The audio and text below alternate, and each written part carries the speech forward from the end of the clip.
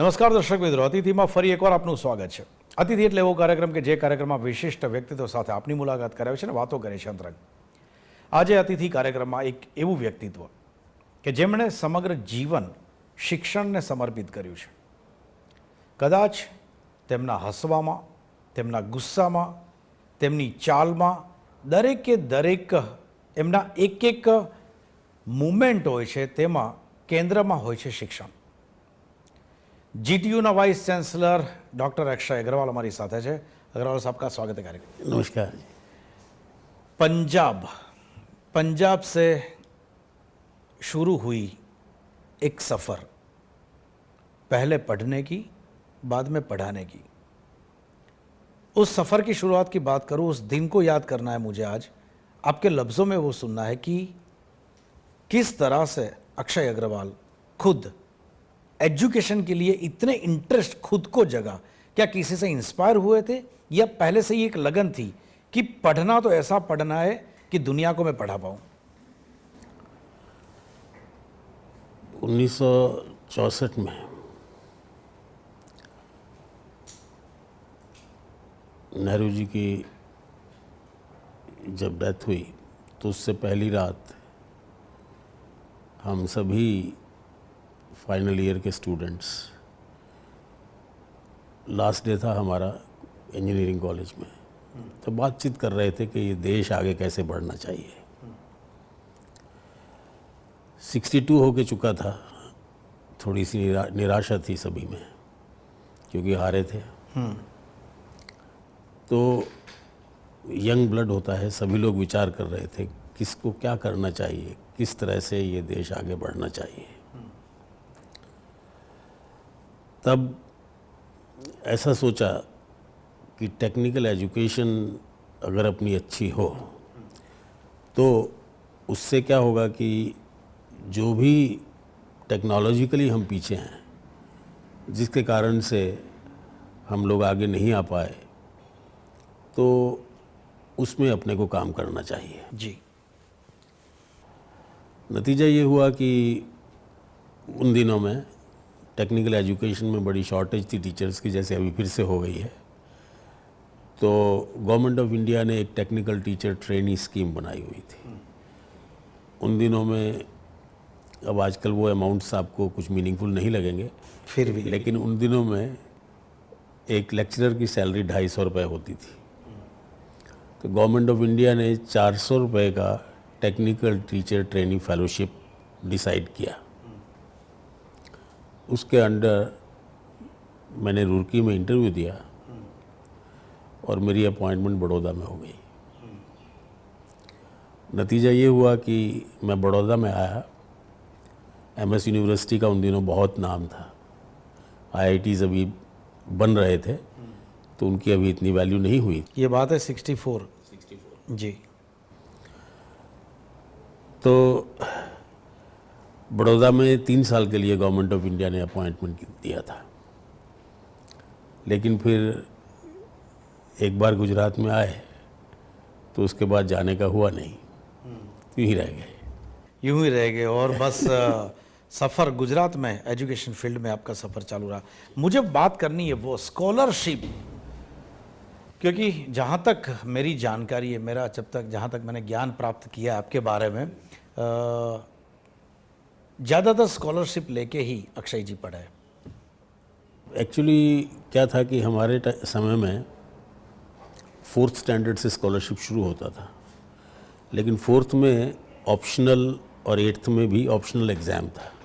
Scholarship के लिए आप एग्ज़ाम देना चाहें तो आप दे सकते थे. तो 4th स्टैंडर्ड में मैंने स्कॉलरशिप का एग्ज़ाम दिया तो 4 रुपये पर मंथ का स्कॉलरशिप लगा. वो 8वीं क्लास तक चला. 8वीं में एग्ज़ाम दिया स्कॉलरशिप का तो 8 रुपये पर मंथ का स्कॉलरशिप था. वो 10वीं तक चला. 10वीं में रेगुलर एग्ज़ाम था, जैसे अभी अपने HSC के एग्ज़ाम होते हैं, उन दिनों मैट्रिकुलेशन एग्ज़ाम होता था. तो वो एग्ज़ाम दिया तो 22 रुपये का स्कॉलरशिप पर मंथ हुआ. वो FSC यानी 12th तक चला, उन दिनों में FSC कहते थे उसको। और उसके उपरांत जो स्कॉलरशिप लगा वो 90 रुपीज़ पर मंथ का था, वो पूरे इंजीनियरिंग के 4 साल तक चला। और फिर ये 2 साल। अक्षय जी, बात करें कि फैमिली बैकग्राउंड की, क्या फैमिली बैकग्राउंड में उस तरह का माहौल था जो इंस्पायर कर रहा था आपको एजुकेशन की ओर, अच्छे रिजल्ट की ओर, परफॉर्मेंस की ओर? एक्चुअली समहाउ मैं जिस मोहल्ले में रहता था, जिस एरिया में रहता था, वहाँ आसपास जितने बच्चे थे वो शुरू से मेरे पास पढ़ने के लिए आते थे। उन दिनों ट्यूशन वगैरह का रिवाज नहीं था, वो तो फ्री जो आस पड़ोस के बच्चे थे वो पढ़ने के लिए आते थे मेरे पास। वो सेवा ज़रूर कर देते थे मेरी, जैसे कुछ किताब परचेज़ करके लानी हुई तो भेज दिया किसी को, या इस तरह के काम। लेकिन शुरू से ये प्रोसेस था कि पूरे मोहल्ले में ये मालूम था कि किसी बच्चे को डिफ़िकल्टी है तो इनके पास जा सकते हैं। Okay okay okay. So in fact जब मैं इंजीनियरिंग कॉलेज में पढ़ने के लिए गया तो वहाँ से भी जब मैं वापस आता था, रिक्शा आती थी घर तक, तो सब बच्चे जल्दी जल्दी मेरा सामान उठा लेते थे, उनको पता था अभी आ गए, चलिए कुछ देके जाएंगे। जी जी। लेकिन अक्षय जी, यहाँ पूछना चाहूँगा, जब हिंदुस्तान में कंप्यूटर के बारे में कोई जानता नहीं था, एक बिल्कुल नया वर्ड था इस देश के लिए, उस वक्त कंप्यूटर इंजीनियरिंग और पहले से ही कंप्यूटर इंजीनियरिंग के इस विषय में जाने का कहाँ से, मतलब कैसे कैसे इंस्पायर हुआ? अगेन मैं ये पूछना चाहूँगा क्योंकि ये बहुत हेल्पफुल होगा हमारे व्यूअर्स को, कि उस ज़माने में और मुझे उस दिन से बात करनी है, उस वक्त कैसा था जब आप कंप्यूटर इंजीनियरिंग पढ़ रहे थे, उसके बारे में जानकारी लेने क्या कोई सिखाने वाला भी नहीं था उस हिसाब का? एक्चुअली जब हमने पढ़ाई की तो उन दिनों में ट्यूब्स होती थी, शायद अभी आजकल देखी नहीं होंगी। रेडियो जो 5 बैंड रेडियो होता था वो इतना बड़ा रेडियो होता था और उसके अंदर ट्यूब्स लगी होती थी। तो मैंने जब BE पास की और यहाँ पर आने का विचार हुआ तो मैं रास्ते में दिल्ली से सब कंपोनेंट खरीद के ले आया। ओके। और यहाँ पर आकर पहला काम ये किया कि 5 बैंड रेडियो डिज़ाइन किया, अपने आप बनाया। बनाने के बाद फिलिप्स की दुकान थी ट्यूनिंग के लिए, उनके पास लेके गया। तो अब चूंकि ये मेरा अपना डिज़ाइन किया हुआ था तो उसको लगा कि ये तो कुछ अजीब है। तो उसने मेरे देखते देखते जब टेस्ट करने लगे तो उसको लगा कि जो नॉइस फिल्टर लगाया हुआ था कि ये तो बेकार है, ये क्यों लगाया। तो मेरे सामने ही उसको काटने लगा। अरे मैंने कहा क्या कर रहे हो भाई, इसको क्यों काट रहे हो? कि ना सब इतनी तो ज़रूर न थी। मैंने कहा साहब आपको नहीं मालूम इसकी क्या ज़रूरत है, आप बाकी ट्यूनिंग करिए। तो बड़ा एक्सपर्ट था, उसको बड़ी हैरानी हुई क्योंकि उसने ऐसी कोई चीज़ देखी नहीं थी। तो मुझे कहने लगा साहब ये तो बेकार है, मैं जानता हूँ, मैं सालों से इस काम में हूँ। मैंने कहा साहब आप तो जानते हैं लेकिन मैंने भी थोड़ी पढ़ाई की है थ्योरेटिकल, आपने प्रैक्टिकल काम किया है, मैंने प्रैक्टिकल खाली ये बनाया है अभी, तो इसकी आवश्यकता है, आप इसे रहने दीजिए। तो बहुत समझा बुझा के उसको काटने नहीं दिया। फिर जब पूरी ट्यूनिंग हो गई तो उसको मैंने दिखाया। मैंने कहा देखिए साहब अभी ये ट्यूनिंग आपने कर दी, अब ज़रा सुनिए इसकी आवाज़ सुनाई। फिर मैंने वो डीकपल किया सोल्डर से और उसको दिखाया कि अब सुनिए। तो फिर उसकी समझ में आया कि क्या अहमियत है ये इसकी। Okay okay. मतलब ये बात होती है कुछ नया इनिशिएटिव, इनोवेशन, कुछ अपने खुद के आइडिया, खुद अपना क्रिएशन कैसे इस्तेमाल करना, उसकी बात करेंगे एक छोटे से ब्रेक के बाद। दर्शक मित्रों, अक्षय जी સાથેની વાતો એક નાનકડા વિરામ બાદ। ક્યાં ખોવાયું સુખ? શુક્રવારે રાત્રે 9:30 કલાકે।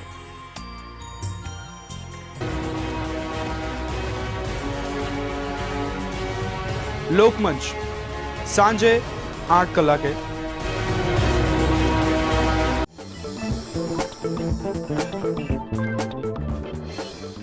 વિરામ બાદ ફરી એકવાર સ્વાગત છે આપનું કાર્યક્રમ અતિથિમાં। વાત કર્યા છે આપણે GTU ना वाइस चांसलर अक्षय अग्रवाल साहब। अक्षय जी, आपने बताया कि एक नया आपको एक सोच आई थी कि एक कुछ मैं ट्रांजिस्टर बनाऊंगा, खुद कंपोनेंट्स खरीदे, असेंबल किए और जाके एक ऐसे बंदे के पास रखा जिसके पास बरसों से उसका अनुभव था, रिपेयरिंग का, मैन्युफैक्चरिंग का नहीं था, लेकिन वो समझ पाता था कि इस कंपोनेंट से ये प्रॉब्लम हो सकता है, ये लगाने से इतना फ़ायदा हो सकता है, ये सुधर सकता है। लेकिन आपने वो एक फ़िल्टर लगाया जो कि उसकी सोच के कहीं बाहर था। बात यहीं आके अटकती है, इनोवेशन।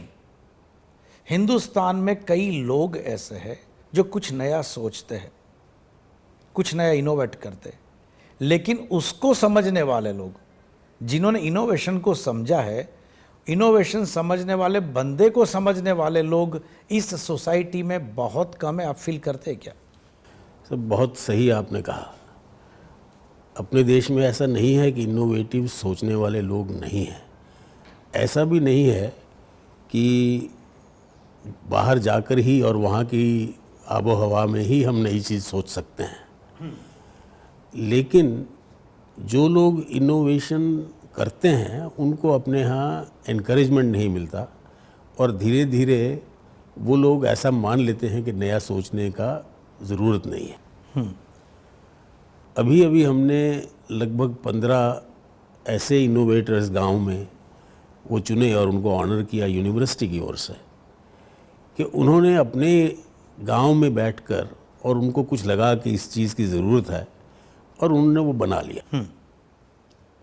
सिंपल चीज़ होती है लेकिन बनाई उन्होंने, इम्प्रूव्ड प्रोडक्ट बनाई। हमें लगा कि ये अच्छी चीज़ है तो हमने उन्हें अपने कॉलेजेस की क्लासेस में आमंत्रित किया। ओके। आइडिया ये है कि उनमें एक सेल्फ कॉन्फिडेंस था कि मैं कुछ नया बना सकता हूँ और उस सेल्फ कॉन्फिडेंस के साथ जब वो कोई प्रोडक्ट बनाते हैं तो वो हमारे स्टूडेंट्स के लिए भी एक तरह से इंस्पिरेशन है कि उन्होंने जो इतनी सारी टेक्नोलॉजी पढ़ी है उसके साथ वो भी कुछ बना सकते हैं। और साथ में अगर किसी यंग व्यक्ति ने और गांव में एक छोटा सा प्रोडक्ट बनाया, हो सकता है उसको सभी नई चीज़ों की खबर ना हो, तो उसने मान लीजिए कोई प्रोडक्ट बनाई, उसमें नई टाइप की बेयरिंग चाहिए जिसका उसको ख्याल नहीं है, तो अगर वो कॉलेज में आएगा तो हमारे बच्चे, हमारे टीचर्स उनसे डिस्कस करेंगे, बच्चे भी उनसे कॉन्फिडेंस लेंगे, सीखेंगे और एट द सेम टाइम वो प्रोडक्ट बेटर हो जाएगी। तो जो इनोवेटर्स हैं उनसे इंटरेक्शन करना यूनिवर्सिटी का काम है। Now you have taken the initiative. इस टाइप के जो भी इनोवेटर्स है आपने उसको कॉलेज में बुलाया, बच्चों के साथ इंटरेक्शन करवाया ताकि उनका भी हौसला बुलंद हो और बच्चों को भी एक अच्छा सा एक रोल मॉडल मिले कि हम भी कोशिश करें और ऐसी चीज़ नई नई ढूंढे, इनोवेट करें। कम टू द डायरेक्ट, मैं सीधे पॉइंट पे आ जाता हूँ। एजुकेशन सिस्टम आपने ये इम्प्लीमेंट किया, ये ऐसी बात नहीं है कि जो सिर्फ डॉक्टर अक्षय अग्रवाल ही सोच सकते कि इनोवेटर से उनको बुलाया जाए। क्यों ना ऐसी सिस्टम बनाई जाए। उसके अलावा मैं सीधा सवाल पूछता हूँ, एजुकेशन सिस्टम अभी जो फिलहाल है क्या वो एडिक्यूट है, या तो आपको लगता है कि जो डिज़ाइन जो फॉर्मेट में होना चाहिए जहाँ से अच्छे लोग कुछ अपने विज़न के साथ, मिशन के साथ बाहर निकले। यूनिवर्सिटी सिर्फ एजुकेशन सेंटर ही, एग्जामिनेशन सेंटर ही बन चुका है, एजुकेशन सेंटर मिट गया है। सब वही अपने देश का दुर्भाग्य है कि हमारे पास एक भी ऐसी यूनिवर्सिटी नहीं है कि जिस पे हम लोग गर्व कर सकें। उसका कारण है हमारी पिछले कई 100 सालों की गुलामी। लगभग 1197 में एक ऐसी यूनिवर्सिटी थी नालंदा जहाँ दुनिया भर से लोग आते थे और जब लोग आते थे तो उनको 1 वीक तक बैठना पड़ता था, उनका 1 वीक तक टेस्ट होता था। अगर वो टेस्ट में पास हो जाते थे तो उन्हें यूनिवर्सिटी में एडमिट कर लिया जाता था, नहीं तो वो वापस चले जाते थे। और उस यूनिवर्सिटी में श्रीलंका के हॉल थे अलग, जहाँ लंका के लोग रहते थे, थाईलैंड के लोग रहते थे, चीन के लोग रहते थे। तो दुनिया भर से जो भी नोन वर्ल्ड था उस समय का, वो लोग आते थे। 1197 में उसको जलाया गया। और लाइब्रेरी सुना है कि 9 स्टोरी लाइब्रेरी थी और वो 15 दिन तक जलती रही। फिर 660 साल तक अपने देश में कोई यूनिवर्सिटी नहीं थी। ईस्ट इंडिया कंपनी हिंदुस्तान पर राज कर रही थी। बात ऐसे हो गई जैसे अमेरिका आज सबसे बड़ा देश है, सबसे अमीर देश है। अमेरिका के ऊपर अगर कोई एक कंपनी राज करने लग जाए तो क्या हो। हिंदुस्तान उस समय का सबसे अमीर देश था और दुर्भाग्य ऐसा हुआ कि हमारे ऊपर एक कंपनी राज करने लग गई। और नतीजा ये हुआ कि 100 साल में हम दुनिया के सबसे अमीर कंट्री में से सबसे गरीब कंट्री में कन्वर्ट हो गए। जो लोग उस 100 साल में रहे होंगे और जिन्होंने वो चेंज देखा होगा, बहुत दुखपूर्ण होगा वो। लेकिन एनीवे, उस 100 साल के दौरान कुछ ऐसा हुआ कि ब्रिटिश पार्लियामेंट से हर 10 साल में चार्टर लेना पड़ता था ईस्ट इंडिया कंपनी को, और हर 10 साल में बताना पड़ता था कि क्या कर रहे हैं वो।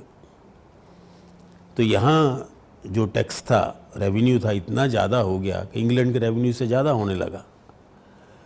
तब ब्रिटिश पार्लियामेंट ने पूछा कि भाई आप इस सारे रेवेन्यू का क्या कर रहे हो।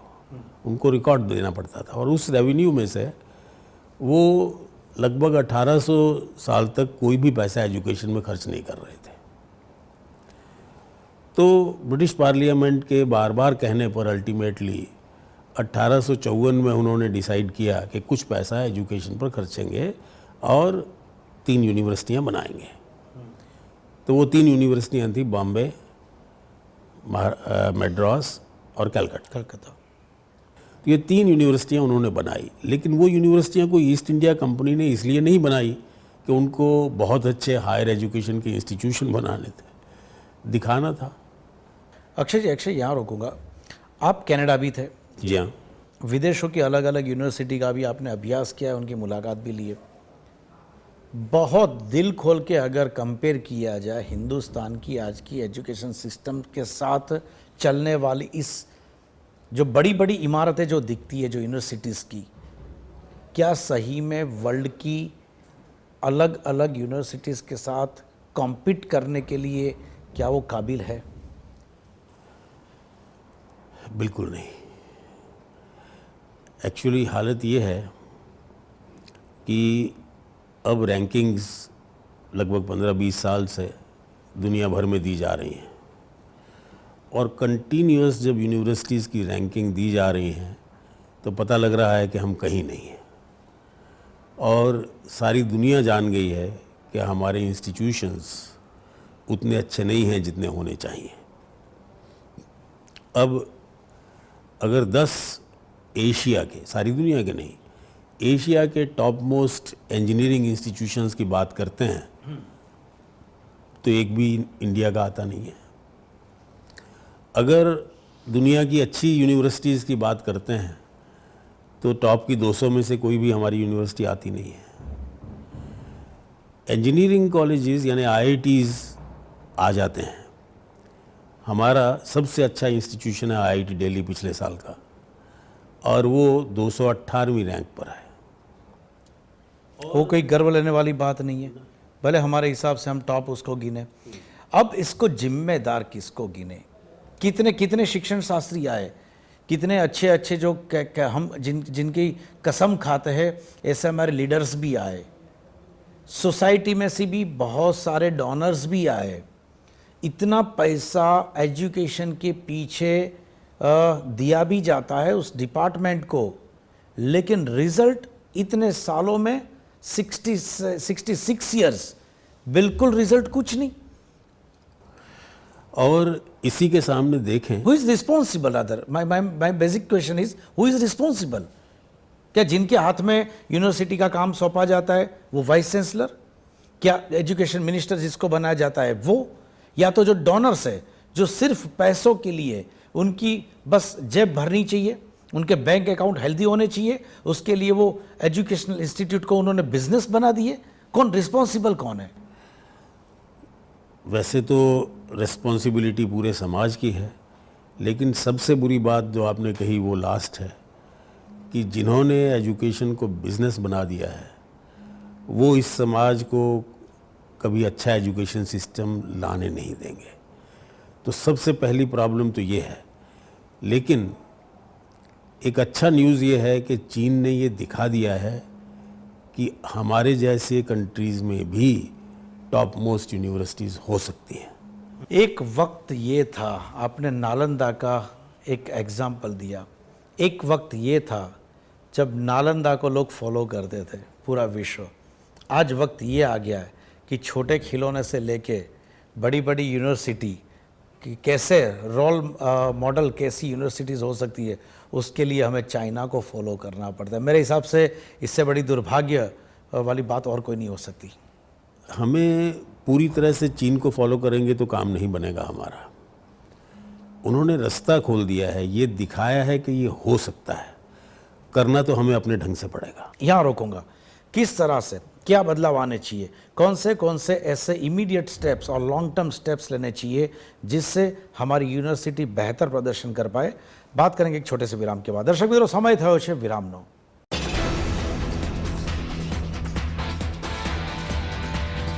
જાગો ગ્રાહક જાગો, જુઓ ગુરુવારે રાત્રે 10 કલાકે।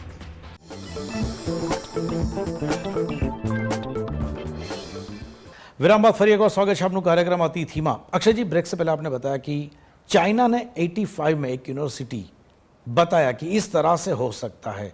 85 से लेकर अभी तक प्रयास किया उन्होंने। उस प्रयास के बाद आज उस मकाम पे पहुंचे कि टॉप 50 में चाइना की यूनिवर्सिटी वर्ल्ड की टॉप 50 यूनिवर्सिटीज़ में आती है। आपको वो इम्प्रेस कर गई है उनकी सफलता, या तो उनका जो प्रोग्रेस या तो परफॉर्मेंस। हिंदुस्तान की हालात के बारे में बात करें, यूनिवर्सिटीज़ की हालात के बारे में बात करें, क्या क्या बदलाव आने चाहिए, लॉन्ग टर्म क्या क्या ऐसे प्रोजेक्ट्स बनाने चाहिए, प्लान बनाने चाहिए, कैसी डिज़ाइन होनी चाहिए, क्या क्या रूल में बदलाव आने चाहिए, ताकि यही हिंदुस्तान फिर से एक बार प्रूव कर पाए। एक ज़माने में हमारे पास एक नालंदा थी, आज सैकड़ों है। ये हम कर सकते हैं और मेरा ऐसा मानना है कि अगले 10 साल में हम ये कर पाएंगे। जीटीयू में बहुत सारी कमियां हैं, आज समय उन सब बातों का करने का नहीं है।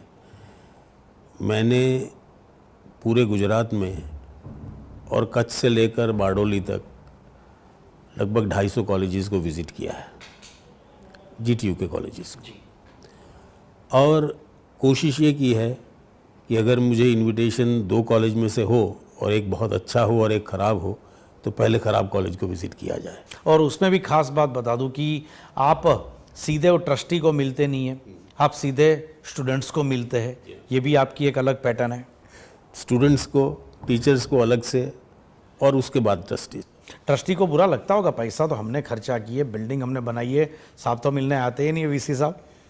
सब लास्ट मीटिंग में एक जॉइंट मीटिंग हुई जहां ट्रस्टीज़ भी हमारे साथ बैठे हुए थे, और एक स्टूडेंट ने खड़े होकर मुझे कहा कि साहब हमारी लेबॉरेटरीज़ में ये इम्प्रूवमेंट आनी चाहिए, क्योंकि मैं तो सबको मौका देता हूं कि आइए बोलिए। तो सामने ही साथ में बैठे हुए मैंने उनको कहा कि देखिए, जो हमारी कमेटी आपको आके कह के गई है कि आप ये करिए, वो आपके बच्चे भी कह रहे हैं, तो आपको करना रहेगा ये। तो एनीवे, बेसिक बात ये है कि यूनिवर्सिटी जीटीयू ने जो काम किया है वो ऐसी डायरेक्शंस में काम किया है जो हमारी यूनिवर्सिटीज़ ने आज तक किया नहीं था। तो मेरा ऐसा कहना है कि हिंदुस्तानी जब बाहर जाके एक यंग व्यक्ति जाता है, 2 साल में वहाँ एमई करता है और वो वापस आता है, तो हम कहते हैं कि इस बच्चे का काम जो है हमारे यहाँ के एमई से बेहतर है। एक हिंदुस्तान का यंग लड़का यहाँ से बीई करके जाता है और 6 साल में पीएचडी वहाँ करके आ जाता है, और हम मान लेते हैं कि वो बहुत विद्वान हो गया, लेकिन यहाँ जो पीएचडी करेगा वो बराबर नहीं होगी। फाइन, अंतिम सवाल अक्षय जी, 3 साल का एक टेन्योर फिक्स होता है वाइस चांसलर का। 3 साल के बाद चाहे कितना भी अच्छा परफॉर्मर हो, उसे वाइस चांसलर पद से हटना पड़ता है। दिल खोल के, मैं इंडिविजुअल अक्षय अग्रवाल जी की बात नहीं कर रहा हूँ, क्या ये सिस्टम सही है? जब नींव सजा दी, दीवारें बना दी, छत लगा दी, सही फर्नीचर लगा दिया, जब वास्तु करना होता है उस वक्त कहते हैं कि गृह प्रवेश आप नहीं करेंगे, किसी और को, क्योंकि आपका टेन्योर खत्म हो गया। अंतिम सवाल है, मुझे बहुत ही दिल खोल आंसर चाहिए। ये बिल्कुल सही सिस्टम है यूनिवर्सिटीज़ के लिए, क्योंकि यूनिवर्सिटीज़ हमेशा यंग रहनी चाहिए, उसमें नए विचार, नई बातें आती रहनी चाहिए। अनफॉर्चुनेटली हमने यूनिवर्सिटीज़ तो बनाई 156 साल से, लेकिन उनमें नए विचार लाने की बात नहीं शुरू की। एक ढांचा बना दिया, लेकिन उसमें जान नहीं थी, क्योंकि यूनिवर्सिटी में जान तो नए विचारों से, नई बातों से आती है। इसलिए ये सिस्टम बहुत सही है कि वाइस चांसलर बहुत देर तक नहीं रहना चाहिए। ज़्यादा में ज़्यादा 2 टर्म अपने यहाँ एक्सेप्टेड है। अब 2 टर्म अपने यहाँ 3-3 साल की होती हैं, कहीं 5-5 साल की होती हैं, लेकिन उससे ज़्यादा किसी वाइस चांसलर को रहना नहीं चाहिए। Now, what will be your next plan and next goal? मैं तो अध्यापक हूँ, और अगर यहाँ से जैसे फ्री हो जाता हूँ तो वापस यूनिवर्सिटी में जाके पढ़ाने लगूँगा। तो उसका तो कोई इशू है नहीं, क्योंकि कनाडा में तो कोई रिटायरमेंट एज नहीं है। जब तक बुद्धि काम करे तब तक आप चला सकते हैं। सरकार नहीं कहती कि आप रिटायर हो जाइए। तो जैसे मैं फ्री हो जाऊंगा वापस जाके पढ़ाना शुरू करूंगा। Thank you very much Akshay ji, बहुत बहुत शुक्रिया। दर्शक मित्रों, एक अलग જ વિચાર કેવા કરતા હું કહીશ કે એક જ ધૂન મારી પાસે છે તે સમાજને આપવું। કોઈ પણ શિક્ષણ શાસ્ત્રી, શિક્ષણવિદનો કદાચ આ જ એક વિશેષ ગુણ છે।